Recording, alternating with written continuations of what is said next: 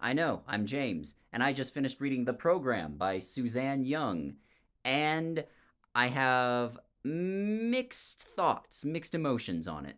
So it takes place in the very near future. There's not a whole lot of new technology or anything, but there is some sort of epidemic going around that's causing teenagers, and teenagers specifically, to take their own lives, and no one is quite sure what's causing it. At least in this book, we don't find out if anyone knows what's causing it.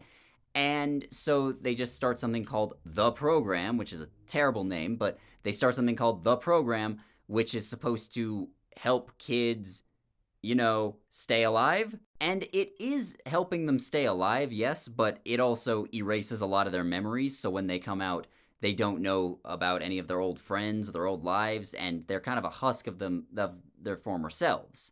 I thought the beginning of this book was actually pretty good because we have the main character Sloane, who is just sort of existing in this world where the program exists, and she doesn't want to get caught up in that, so she has to put on a smiling face and go like, "No, no, I'm super happy. I promise. I'm not upset at all." Because if you seem upset too much, then they will just take you away to the program, which she doesn't want. And just kind of seeing this world, which is depressing to think about, but also startlingly and scarily realistic in some ways, is really interesting. And then we get into the second and third parts of the book, and it feels like a very different story.